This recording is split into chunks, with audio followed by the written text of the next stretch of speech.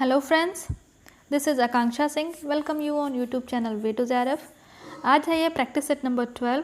इसके पहले 11 classes upload हो चुकी हैं, तो इनका पूरा प्लेलिस्ट आपको डिस्क्रिप्शन बॉक्स में भी मिल जाएगा और ऊपर इसका लिंक आपको आई बटन पे भी इसका लिंक मिल जाएगा।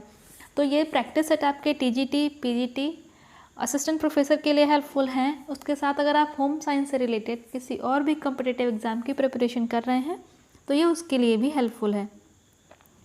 एंड अगर अभी तक आपने चैनल सब्सक्राइब नहीं किया है तो चैनल को सब्सक्राइब ज़रूर कर लें, अपने फ्रेंड्स के साथ ज़्यादा से ज़्यादा शेयर करें। एंड लास्ट क्लास में हमने 60 क्वेश्चंस डिस्कस किए थे, अभी ये नेक्स्ट है 61 क्वेश्चन। तो 61 क्वेश्चन क्या है?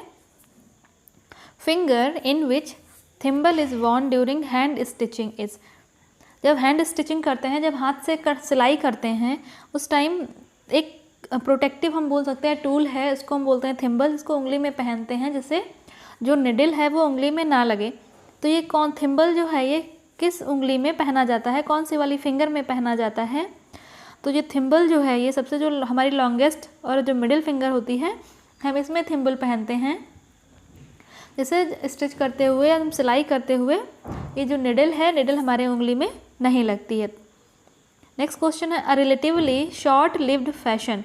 कोई फैशन है वो थोड़े कम समय के लिए रहा, तो उस टाइप के फैशन को हम क्या कहते हैं? जैसे कुछ फैशन है जो टाइम टू टाइम चले आ रहे हैं, उनको हम बोलते हैं क्लासिक फैशन है, क्लासिकल चीज़ें हैं। जो फैशन आए और थोड़ी देर के लिए पॉपुलर हुए, उसके बाद वो ख़त्म हो गए, तो इस टाइप के फैशन को क्या कहते हैं? तो इस टाइप के फैशन को कहते हैं फैड। जो थोड़ी देर के लिए कोई फैशन पॉपुलर हुआ, थोड़ी टाइम के लिए पॉपुलर हुआ, उसको हम बोलते हैं फैड। हिंदी में है। नेक्स्ट क्वेश्चन आता है, water based pencil and crayons are called. जो वाटर बेस्ड पेंसिल और क्रेयॉन्स हैं उनको क्या कहते हैं? तो जो वाटर बेस्ड हैं, वाटर को हम एक्वा बोलते हैं, तो एक्वारेल्स बोलते हैं। जो वाटर बेस्ड पेंसिल और क्रेयॉन्स हैं उनको हम एक्वारेल्स बोलते हैं। एक्वा मीन्स वाटर, तो आप यहाँ से भी ऐसे याद कर सकते हैं, एक्वा मीन्स वाटर, तो एक्वारेल्स हम इसको बोलते हैं। असेंबली मार्क्स आर, ये कुछ मार्क्स होते हैं जब कपड़े की जब कटिंग करते हैं, जब उसको हम पूरा मेज़रमेंट लगा के कपड़े को काटते हैं, स्लीव्स अलग काट रहे हैं, बॉडीज़ ब्लॉक अलग काट रहे हैं, फ्रंट बॉडीज़ ब्लॉक अलग है, बैक बॉडीज़ ब्लॉक अलग है। जब ये सारे हम अलग अलग पार्ट्स में कटिंग का काम एक जगह होता है, दूसरी जगह असेंबलिंग का काम होता है, नेक्स्ट यूनिट में वहाँ पे स्टिचिंग का काम हो रहा है। जब कोई बड़ी ऑर्गेनाइजेशन है, वहाँ पे कोई गारमेंट तैयार हो रहा है, तो उसकी मार्किंग अलग हो रही है, कटिंग अलग हो रही है, असेंबलिंग अलग हो रही है, उसके बाद उसकी स्टिचिंग अलग हो रही है। ऐसे फिर गारमेंट को कट किया, उसका फ्रंट बॉडीज़ अलग कट किया, बैक बॉडीज़ अलग कट किया, स्लीव्स अलग कट किए। उसके बाद जब ये इकट्ठे असेंबल होके स्टिचिंग वाली जो यूनिट है वहाँ जब पहुँचेंगे, तो जो स्टिच कर रहे हैं उनको कैसे पता होगा कि कौन सा बॉडीज़ ब्लॉक कौन सा है, कौन से स्लीव्स किधर आएगी? तो ये आइडेंटिफाई करने के लिए कुछ मार्क्स लगाते हैं, उनको हम बोलते हैं नॉच, क्रॉस मार्क्स, परफोरेशन या ऑल ऑफ द अबव।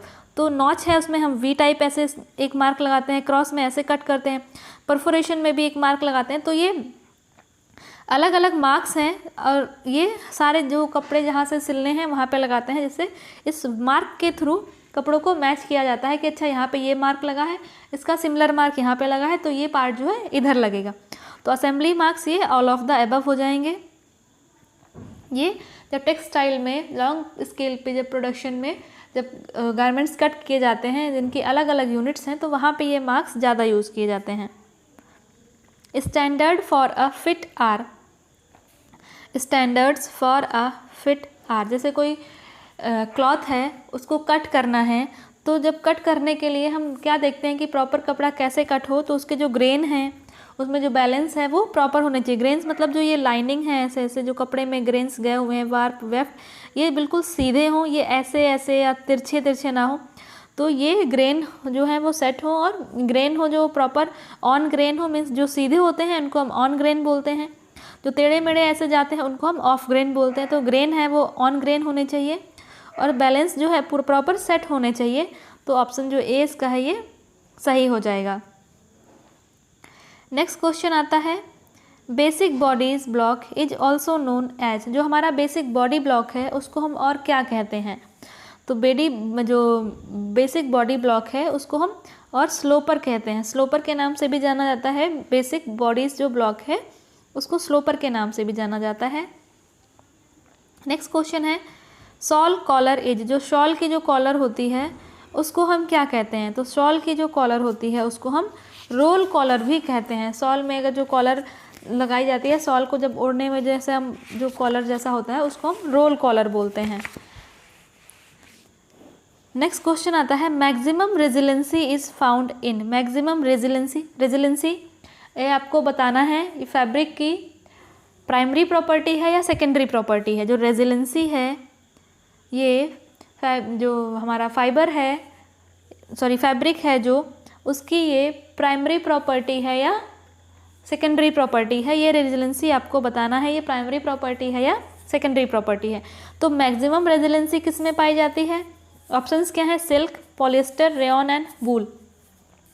तो अगर हम बात करें मैक्सिमम रेजिलेंसी की, तो मैक्सिमम रेजिलेंसी जो है वो वूल में पाई जाती है और वूल के बाद सिल्क में पाई जाती है। तो मैक्सिमम की जब हम बात करेंगे तो ये वूल में पाई जाती है। रेजिलेंसी मतलब कपड़े को आपने अगर ऐसे हैंग कर दिया तो उसी शेप में आ जाए, उसको फिर हमने फोल्ड कर दिया तो फोल्ड की शेप में आ जाए, मीन्स कपड़े को आप जैसे रख दोगे वो वैसा बन जाता है। तो ये होता है रेजिलेंसी। नेक्स्ट क्वेश्चन है fullness in garments can be achieved by the use of. जो fullness in garment, fullness means space, घेर बनाना जिसको हम कहते हैं, तो वो गारमेंट में कैसे आता है? तो वो आता है प्लीट्स के थ्रू। और अगर हम जब बात करते हैं फिटिंग की कि फिटिंग कैसे आनी है गारमेंट में, तो वो डार्ट्स और टक्स की वजह से इसमें फिटिंग लाते हैं। और जब बात करते हैं घेर की, घेर लाना है, स्पेस लाना है, तो वो प्लीट्स होते हैं। नेक्स्ट क्वेश्चन आता है Maheshwari and Chanderi sarees are from. जो माहेश्वरी और चंदेरी साड़ीज़ हैं ये कहाँ से फेमस है? तो माहेश्वरी में वार्प जो थ्रेड है उस पर हाईलाइट किया जाता है और चंदेरी में जो है ये वेफ्ट थ्रेड पे हाईलाइट किया जाता है। तो माहेश्वरी और चंदेरी साड़ी कॉटन और सिल्क का मिक्स होता है। ये इसमें कॉटन और सिल्क के जो थ्रेड है वे पाए जाते हैं। तो ये जो है बहुत सॉफ्ट और डेलिकेट साड़ीज़ होती हैं। तो ये फेमस होती हैं ग्वालियर में। Gwalior means MP। तो ग्वालियर की साड़ीज़ जो हैं, जहाँ पे ग्वालियर में जो साड़ीज़ फेमस है उनको हम माहेश्वरी और चंदेरी साड़ीज़ कहते हैं। उसके बाद नेक्स्ट क्वेश्चन आता है क्वेश्चन नंबर 71। तो पटोला साड़ीज़ आर फ्रॉम। तो पटोला साड़ीज़ कहाँ से होती, कहाँ की फेमस है? तो गुजरात में पटोला साड़ीज़ फेमस है, गुजरात की। नेक्स्ट आता है angora wool is made from here of. जो अंगोरा वूल है वो किसके हेयर से बनती है? तो अंगोरा वूल जो है वो रैबिट के हेयर से बनती है। नेक्स्ट क्वेश्चन है बाटिक प्रिंटिंग ओरिजिनेटेड फ्रॉम। जो बाटिक प्रिंटिंग है, हम प्रिंटिंग स्टाइल में पढ़ते हैं बाटिक प्रिंटिंग, तो ये कहाँ से, ये मेनली कहाँ से ओरिजिनेट हुई थी, कहाँ की ये है? तो ये है जावा की। जो बाटिक प्रिंटिंग है ये ओरिजिनेट हुई थी जावा से। तो जावा इसका करेक्ट आंसर है। सबसे पहले बाटिक प्रिंटिंग जो है जावा में ओरिजिनेट हुई, जावा से, वहाँ से इसको मीन्स अगर हम बोलें कि सबसे पहले बाटिक प्रिंटिंग कहाँ यूज़ की गई तो वो जावा। नेक्स्ट क्वेश्चन है soap that has equal quantity of fat or oil and alkali is a। ऐसे साबुन जिसमें फैट, ऑयल और अल्कली बराबर मात्रा में होते हैं तो उसको हम क्या कहते हैं? तो उसको हम बोलते हैं माइल्ड सोप। जब अल्कली ज़्यादा होगा या एसिड ज़्यादा होगा, तो एसिड ज़्यादा है तो एसिडिक सोप होगी, अल्कली ज़्यादा है तो अल्कली सोप होगी। तो यहाँ पे ये दोनों बराबर में हैं तो क्या होगा? ये माइल्ड सोप हो जाती है। बहुत ज़्यादा हार्ड सोप नहीं है, बहुत ज़्यादा हार्ड साबुन नहीं है। Safe ironing temperature for silk is. Silk के लिए सेफ़ आयरनिंग टेम्परेचर क्या है? प्रेस करने का टेम्परेचर क्या है? तो 300 डिग्री फ़ॉरेनहाइट। ये आपको यूनिट याद रखनी है, फ़ॉरेनहाइट में है। 300 डिग्री फ़ॉरेनहाइट टेम्परेचर जो है सिल्क के कपड़े को प्रेस करने के लिए सुरक्षित माना गया है। Lustre of fabric can be reduced through. अगर जो लस्टर हम कैसे रिड्यूस करेंगे? तो जो नेचुरल हैं उनमें तो नेचुरल है, और आर्टिफिशियल जो हैं उनमें हम लस्टर को बढ़ाना है या कम करना है। तो जो ये टिटेनियम डाइऑक्साइड है, टिटेनियम डाइऑक्साइड जो है लस्टर के लिए रिस्पॉन्सिबल होता है। लस्टर मीन्स चमक के लिए। जब जो आर्टिफिशियल फाइबर बनाए जा रहे हैं उनमें कितनी चमक होनी चाहिए, कम करनी है, ज़्यादा करनी है, तो ये डिपेंड करता है। टिटेनियम डाइऑक्साइड एक सोल्यूशन है जो कि फाइबर में चमक को लाने या कम करने या बढ़ाने का काम करता है। तो ये titanium dioxide. Denier is the term applied to the strength of. जो डिनायर है, डिनायर एक टर्म है, एक किसकी स्ट्रेंथ के लिए, मीन्स अगर हम बोल सकते हैं कि जो डिनायर है वो स्ट्रेंथ की एक यूनिट है। अगर हमें स्ट्रेंथ मेज़र करनी है तो हम उसको डिनायर में मेज़र करेंगे, तो एक यूनिट है, तो ये किसके लिए यूज़ किया जाता है, तो डिनायर जो है ये यार्न के लिए यूज़ किया जाता है। यार्न की स्ट्रेंथ के लिए जो हम वर्ड यूज़ करते हैं वो होता है denier. Example of high density fiber is, high density fiber का एग्जाम्पल क्या है, तो high density fiber is glass. Next question आता है, Dacron and Terylene belongs to, जो डेक्रॉन और टेरिलॉन फैब्रिक हैं ये किस कैटेगरी में बिलोंग करते हैं, तो डेक्रॉन और टेरिलॉन जो है ये पॉलिएस्टर जो पॉलिएस्टर की कैटेगरी से बिलोंग करते हैं। तो पॉलिएस्टर फैब्रिक की अगर हम बात करेंगे तो उसमें डेक्रॉन और टेरिलॉन आते हैं। नेक्स्ट क्वेश्चन आता है, the only fibre which contain sulphur, ऐसा कौन सा फाइबर है जिसमें सल्फर पाया जाता है, तो सल्फर वाला कौन सा है, तो इसको ये इसका करेक्ट आंसर हो जाएगा वूल। वूल एक ऐसा फाइबर है जिसमें सल्फर पाया जाता है, इसके अलावा कॉटन, सिल्क, जूट किसी में भी सल्फर नहीं पाया जाता है। वूल एक ऐसा सिंगल फाइबर है जिसमें सल्फर पाया जाता है। Next question, the maximum number of harness in a loom is, किसी भी लूम में मिनिमम नंबर, कि कोई लूम है जिस पे हम वीविंग की जाती है, तो वो लूम में सबसे कम नंबर ऑफ हार्नेस कितने होंगे, मिनिमम नंबर ऑफ हार्नेस कितने होंगे, तो वो होते हैं 2। जब प्लेन वीव के कपड़े की बुनाई होती है या प्लेन वीव का कपड़ा बना है तो वहाँ पे जो सबसे मिनिमम नंबर ऑफ हार्नेस होंगे तो वो 2 होते हैं, एक वेफ्ट के लिए एक वार्प के लिए, तो minimum number of harness 2। Muslin is made up with, जो मसलिन एक क्लॉथ है तो इसमें कौन सी वीव यूज़ होती है, मसलिन क्लॉथ को बनाने के लिए कौन सी वीव यूज़ होती है, तो वो आती है प्लेन वीव। जो मसलिन क्लॉथ है उस पर प्लेन वीव से बनाते हैं मसलिन क्लॉथ को। Carbonising is a chemical finish applied to, carbonising एक केमिकल फिनिश है, ये कौन से फाइबर में अप्लाई की जाती है, तो जो कार्बोनाइजिंग है वो वूल में अप्लाई की जाती है। जैसे जब वूल को जो भी एनिमल है उसके जब हेयर्स निकाले जाते हैं, हेयर्स के बाद उनमें रॉ मटेरियल मतलब बहुत सारा डर्ट है, उसमें नेचुरल ऑयल्स लगे हैं, वैक्स लगे, इन सबको जो साफ़ करने की प्रोसेस है उसको कहते हैं carbonising. Next question, Kantha work is mainly carried out in, जो कांथा वर्क है ये कहाँ फेमस है, तो जो कांथा की अगर हम बात करें तो ये फेमस है बंगाल में, वेस्ट बंगाल। नेक्स्ट क्वेश्चन आता है, which of the following is not a skirt measurement, इनमें से कौन सा स्कर्ट मेजरमेंट नहीं है। मीन्स स्कर्ट का जब मेजरमेंट करना है, स्कर्ट बनानी है तो वहाँ पे रिस्ट का कोई काम नहीं, रिस्ट मतलब कलाई, बाकी वेस्ट है, हिप है, स्कर्ट लेंथ है, ये तीनों यूज़ में आएंगे, बट रिस्ट मीन्स कलाई, तो स्कर्ट के मेजरमेंट में लिए रिस्ट का कोई काम नहीं है। नेक्स्ट क्वेश्चन आता है, the study of aged and aging person is term age, जो aged study of aged and aging person, जो ओल्ड पीपल हैं उनकी एज के बारे में स्टडी करना, उनकी एजिंग के बारे में स्टडी करना, उसको क्या कहते हैं, तो उसको हम कहते हैं जेरंटोलॉजी।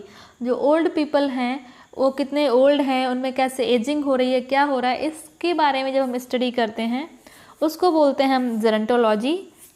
और जब वही ओल्ड पीपल की हेल्थ कैसी है, मीन्स जो एल्डर पीपल हैं उनकी हेल्थ कैसी है, उनका हेल्थ कंडीशन कैसा है, उसकी स्टडी को हम जीरियाट्रिक्स कहते हैं। बट जहाँ पे हमको ओल्ड पीपल के बारे में पढ़ना है उसको हम कहते हैं जेरंटोलॉजी। नेक्स्ट क्वेश्चन आता है, how long a person actually live is, means कोई पर्सन एक्चुअली कितने दिनों तक जिंदा रह रहा है या रह रहा है, उसको हम कहते हैं longevity. Longevity means expected life, जैसे कोई पर्सन है वो 70 ईयर्स तक जिंदा रहा तो उसकी क्या है, ये लॉन्गिविटी हो जाएगी 70 ईयर्स। नेक्स्ट क्वेश्चन आता है, लाइफ एक्सपेक्टेंसी की अगर हम बात करें तो लाइफ एक्सपेक्टेंसी क्या होता है, जैसे कोई एरिया है वहाँ पे कितने लोग हैं, कुछ लोग 70 ईयर्स तक जिंदा रहे, कुछ लोग 65 ईयर जिंदा रहे, तो इसका एक एवरेज निकाल लेंगे। अब उस एवरेज में अगर 68 आया तो मीन 68 ईयर्स यहाँ की लाइफ एक्सपेक्टेंसी है, लोग एक्सपेक्ट करते हैं कि ये इतने साल तक जिंदा रहेंगे, और कितने टाइम तक वो जिंदा रहे हैं उसको हम बोलते हैं लॉन्गिविटी। नेक्स्ट क्वेश्चन आता है chromosomes in autosomes are. Autosomes हमने पढ़ा है, क्रोमोसोम्स जो हैं वो 23 पेयर होते हैं। ऑटोसोम्स का मतलब ये 22 पेयर जो है वो सेम होते हैं और जो 23rd वाला पेयर होता है वो अलग होता है। तो जब ऑटोसोम की बात करते हैं तो वहाँ से 22 पेयर की हम काउंटिंग करेंगे। तो ये क्रोमोसोम इन ऑटोसोम, ऑटोसोम में 22 पेयर होते हैं और जो 23rd वाला हमारा पेयर होता है यही जो है ये जेंडर की आइडेंटिफिकेशन जो होती है कि बॉय होगा या गर्ल होगी, तो ये 23rd वाला जो क्रोमोसोम है ये इंपॉर्टेंट रोल प्ले करता है, क्योंकि बाकी तो 22 पेयर सेम है। नेक्स्ट क्वेश्चन आता है ओवम कंटेन्स। ओवम में कौन सा क्रोमोसोम होता है? ओवम इज अ क्या है, फीमेल ओवरी से रिलीज हो, जो एग हो रहा है रिलीज हो रहा है उसको हम ओवम बोलते हैं। और फीमेल में हमने पढ़ा है क्या, दोनों क्रोमोसोम्स XX क्रोमोसोम्स होते हैं। तो ओवम में कौन सा क्रोमोसोम होगा? तो ये X क्रोमोसोम होगा। Next question genetic makeup of a person is denoted by. कोई भी पर्सन है उसका जेनेटिक मेकअप मीन्स उसको हम कैसे डिनोट करेंगे कि जो जीन्स जो आए हैं पेरेंट्स से आए हैं उनका क्या स्ट्रक्चर है, कौन कौन से जीन्स हैं। तो ये हम इसको जो स्टडी होती है या उसको हमें रिप्रेजेंट करना है एक टर्म में, तो उसको हम क्या कहेंगे? तो उसको हम कहते हैं जीनोटाइप। फिनोटाइप मीन्स वहाँ पे जैसे कोई पर्सन है, ठीक है, उसके जो पेरेंट्स हैं उनकी हाइट अच्छी है, वो हेल्दी हैं, तो जो बच्चा होगा वो भी उसकी हाइट अच्छी होगी, हेल्दी होगी। ये क्या हो गया? जीनोटाइप। उसके बाद वो किस टाइप के कम्युनिटी में रह रहे हैं, किस टाइप के एरिया में रह रहे हैं, वहाँ का इन्वायरमेंट कैसा है, वहाँ का सोसाइटी कैसी है। ये जो सोसाइटी और इन्वायरमेंट का इफेक्ट की अगर हम बात करेंगे तो वो फिनोटाइप में आएगा। और जेनेटिक्स की हम बात करेंगे, जीन्स की हम बात करेंगे तो वो जीनोटाइप में आएगा। तो जो क्वेश्चन था आपके लिए कि रेजिलेंसी जो है ये सेकेंडरी प्रॉपर्टी है या प्राइमरी प्रॉपर्टी है, ये आपको कमेंट सेक्शन में बताना है आंसर करके कि जो फैब्रिक में जो रेजिलेंसी प्रॉपर्टी है ये प्राइमरी प्रॉपर्टी है या सेकेंडरी प्रॉपर्टी है। तो आज 90 क्वेश्चन, नेक्स्ट वीडियो में हम 91 से स्टार्ट करेंगे। एंड वीडियो अगर आपको अच्छा लगा है तो लाइक एंड शेयर ज़रूर करिएगा, चैनल को सब्सक्राइब कर लीजिए और अपने फ्रेंड्स के साथ ज़्यादा से ज़्यादा शेयर करिए। मिलते हैं नेक्स्ट वीडियो में, तब तक के लिए wish you all the very best, good luck, bye bye.